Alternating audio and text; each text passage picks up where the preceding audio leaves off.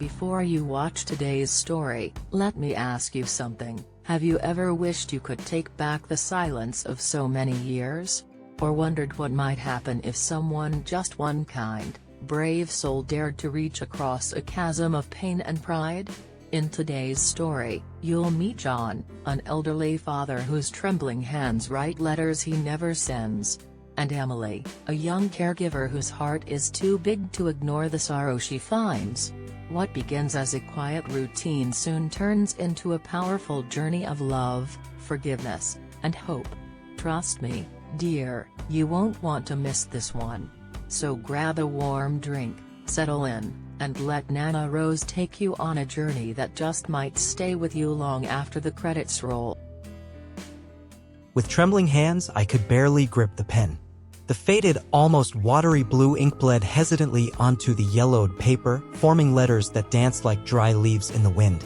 Each word was a brick in the construction of an imaginary bridge, one spanning 2 decades of silence and solitude.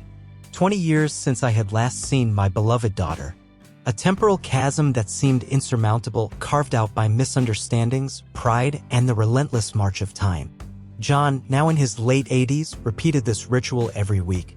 He would sit at the same oak desk inherited from his father, in the same corner of the room bathed in the evening light. The house, once vibrant with the joy of a family, now echoed only with the whisper of the wind and the incessant ticking of the old grandfather clock. The furniture, coated in a fine layer of dust, seemed to share its owner's melancholy, silent witnesses to a life slowly ebbing away. The recipient of his letters was Sarah, his daughter. Sarah, the bright-eyed girl with an easy smile who one day departed in pursuit of her dreams and never returned, taking a piece of John's heart with her. The departure, initially met with pride and hope, gradually morphed into a painful void. Sporadic phone calls became less and less frequent until they ceased altogether. The letters, once brimming with news and affection, gave way to a deafening silence. John never quite knew what precipitated Sarah's estrangement. Perhaps ill-spoken words, perhaps unmet expectations, perhaps simply the relentless distance that erodes familial bonds. Pride, a constant companion, prevented him from seeking Sarah out, from begging for her forgiveness, or from simply inquiring as to the reason for her absence. He preferred the silent ache of longing to the humiliation of a possible rebuff. Thus, the letters became his release valve, his way of keeping Sarah's memory alive and expressing the love that still burned within his chest.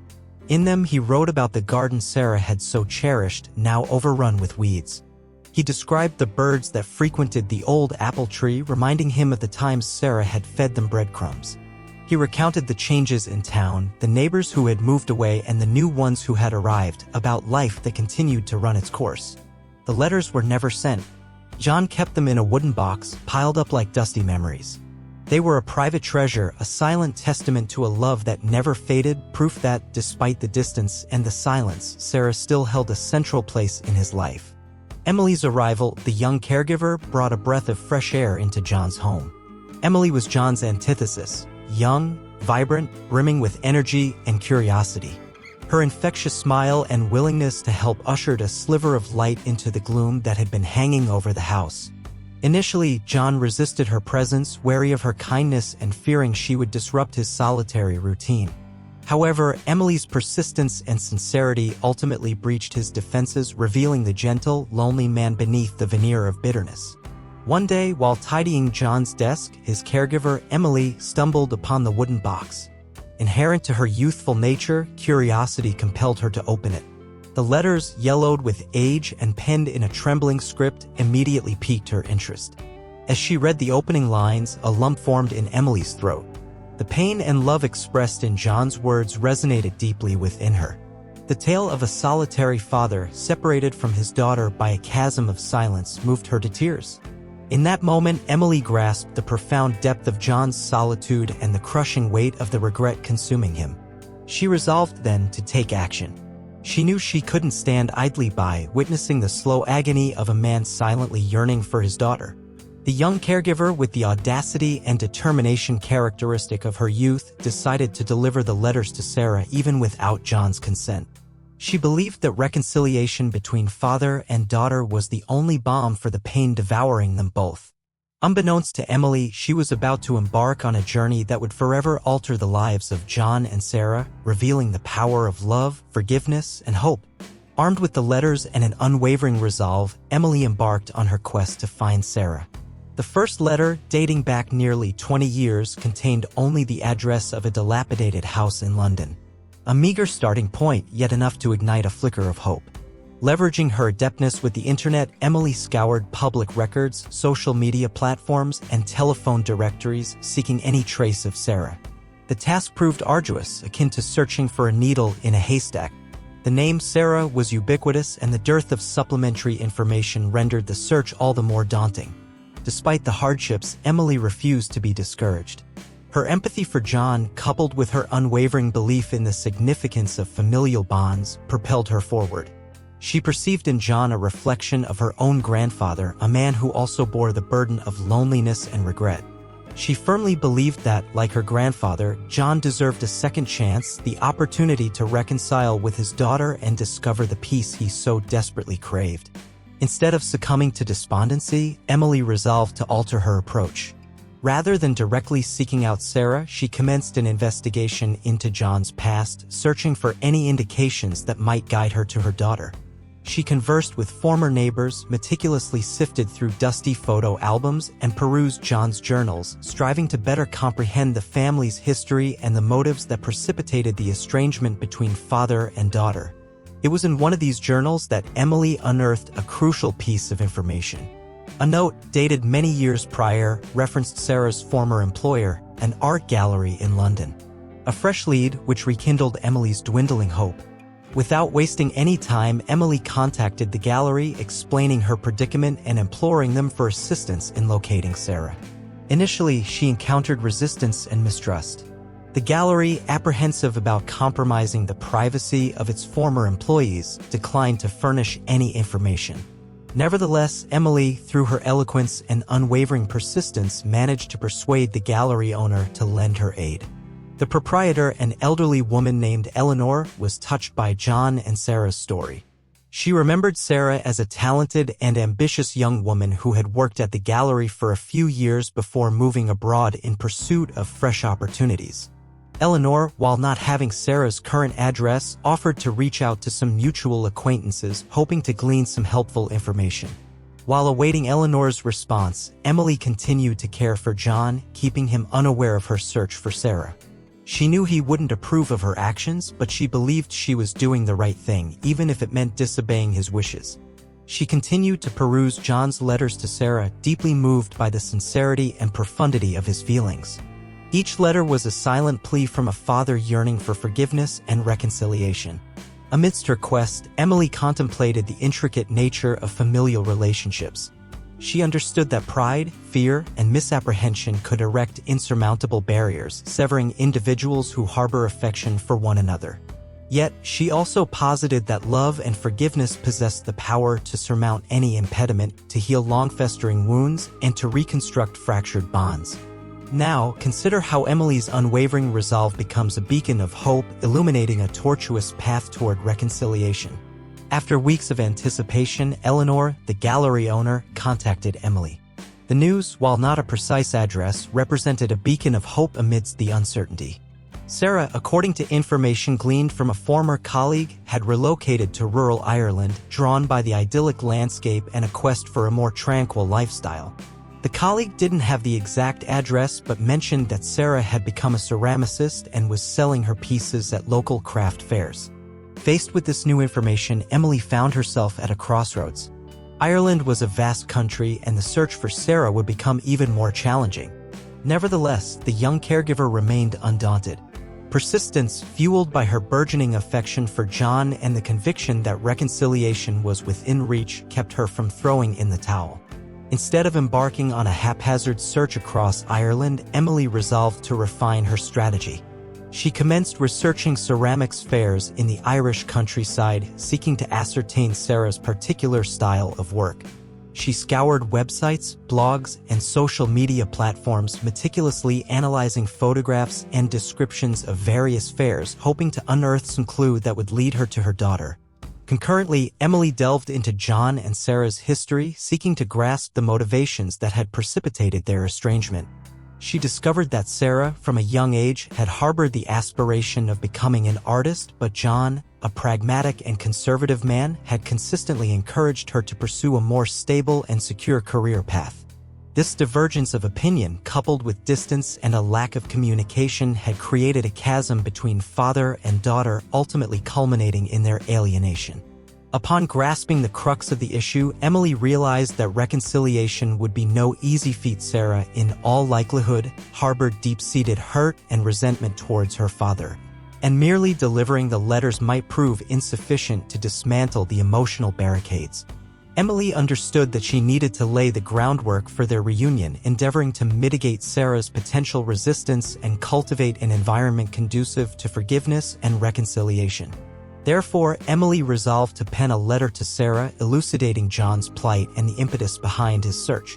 Within the letter, she articulated the father's profound grief and solitude, the yearning he harbored for his daughter, and his remorse for having failed to champion her aspirations. Concurrently, she underscored Sarah's pivotal role in his life, the unconditional love he had perpetually held for her, and the fervent hope that they might reconcile before it was irrevocably too late. Emily hesitated before sending the letter. She feared her intervention might exacerbate the situation, driving Sarah further away from John. Nevertheless, the conviction that she was doing the right thing compelled her to proceed. With a heavy heart, she deposited the letter in the mailbox and anxiously awaited a response. Now, envision Emily's mounting anxiety as she awaits a response, fully aware that John and Sarah's future may hinge upon her actions. With each passing day, hope intertwines with trepidation and uncertainty hangs heavy in her heart. Nevertheless, the young caregiver remains steadfast in her mission, confident that love and forgiveness possess the power to transform lives and to mend fractured bonds. The days following the letter sent to Sarah were characterized by both an anxious wait and a period of profound introspection. Emily felt the weight of responsibility on her shoulders more acutely than ever before. The prospect of rekindling a flame that had been dormant for so long was simultaneously exhilarating and daunting. After all, John's future, and perhaps Sarah's as well, rested squarely in her hands. However, rather than succumbing to paralyzing apprehension, Emily resolved to leverage the time to further fortify her bond with John. She observed him with increased attentiveness, endeavoring to comprehend his nuances, his silences, his moments of elation and despondency. She discerned that beneath the veneer of a curmudgeonly and solitary man resided a generous and sensitive heart etched with the scars of time and longing. Concurrently, Emily began to cultivate an interest in the art of ceramics, endeavoring to comprehend the very passion that had propelled Sarah to relocate to Ireland. She devoured books on the subject, frequented galleries, and engaged in conversations with local ceramic artists, all in an effort to grasp the enchantment that transformed clay into objects of beauty and significance. She discovered that ceramics was more than simply an art form. It was a means of connecting with the earth, of expressing emotions, and of creating something enduring from the ephemeral. Moreover, Emily began to ponder the significance of family and the bonds that unite people. She reminisced about her own childhood, the joyous moments spent with her parents and grandparents, and the family traditions that had shaped her and made her who she was. She understood that family, despite its imperfections and conflicts, was a safe haven, a place where one could find love, support, and acceptance. Emily recognized, however, that not all families were paragons of virtue. Some were irrevocably scarred by trauma, rife with discord and estrangement. Others simply disintegrated with the passage of time, leaving in their wake a lingering residue of pain and desolation. Nevertheless, she firmly believed that even within the most dysfunctional of familial units, the prospect of reconciliation, forgiveness, and a renewed beginning invariably persisted. Now, consider how this reflection applies to your own life. How often have you found yourself facing familial strife, disagreements with your parents, siblings, or other relatives? How often have you allowed pride, fear, or a lack of understanding to prevent you from reconciling with those you love? Emily realized that her mission extended beyond merely delivering John's letters to Sarah.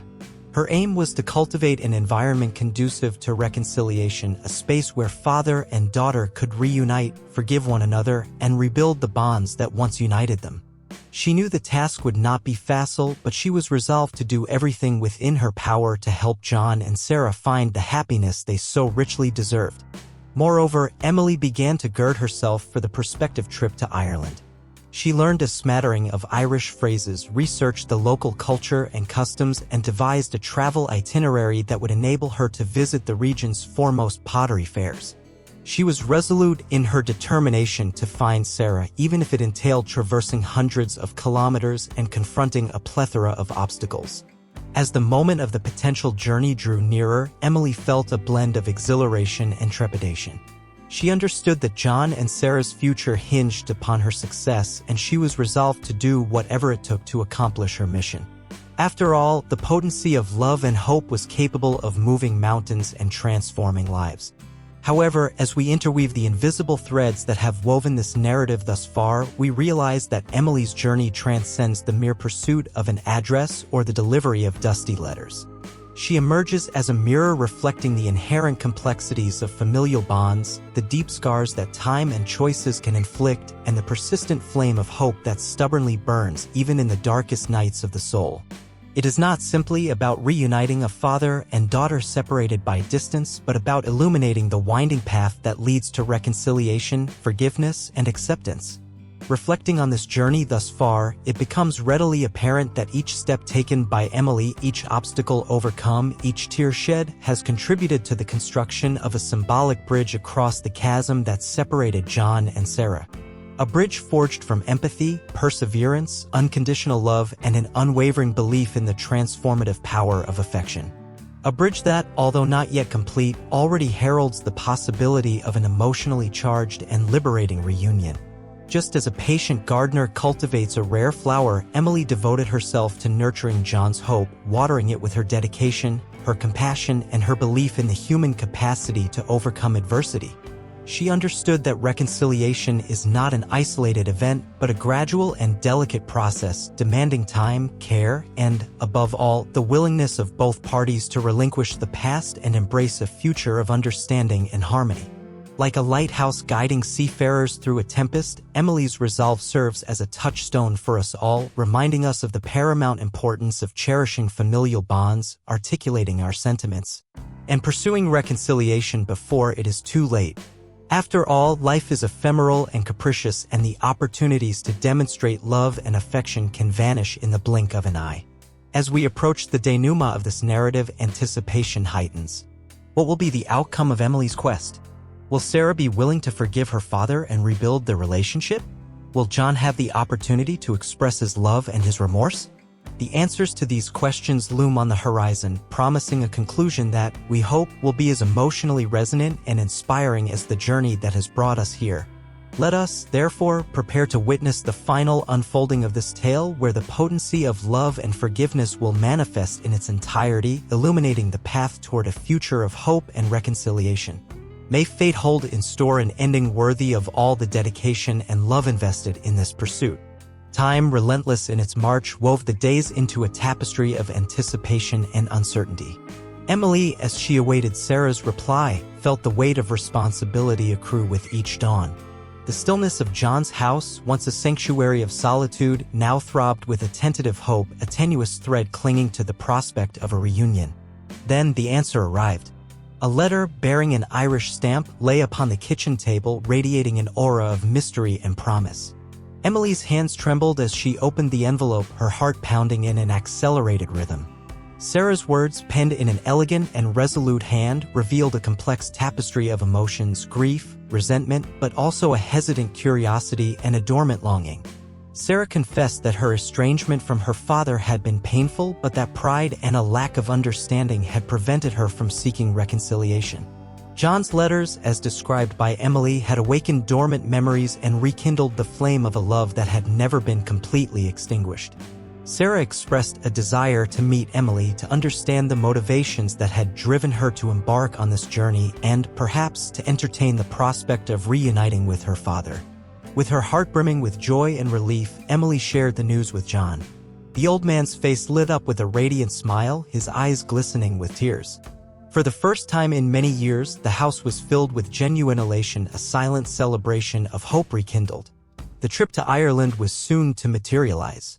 Emily, accompanied by John, embarked on a journey that symbolized a quest for reconciliation and forgiveness. The Irish landscape, with its verdant hills and overcast skies, seemed to mirror the intricate tapestry of emotions surrounding their impending reunion. The encounter between John and Sarah was a moment of profound emotion.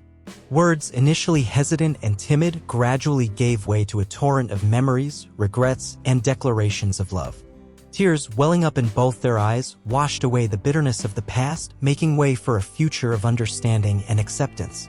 Witnessing the reconciliation between father and daughter, Emily understood that her mission had been accomplished.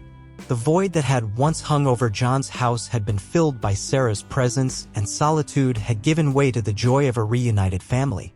Emily's journey, driven by empathy and a belief in the transformative power of love, had culminated in a felicitous ending, a testament to the strength of familial bonds and the importance of forgiving and beginning anew. John and Sarah's story serves as a poignant reminder that life is a journey of learning and transformation, punctuated by moments of both elation and sorrow, togetherness and division. Family bonds, albeit fragile and complex at times, represent a precious treasure that we must nurture and safeguard. Forgiveness, the key that unlocks the doors to reconciliation, is an act of courage and magnanimity that liberates both the forgiver and the forgiven. Genuine praxis, therefore, commences now in the cherishing of our relationships and the relentless pursuit of harmony and love.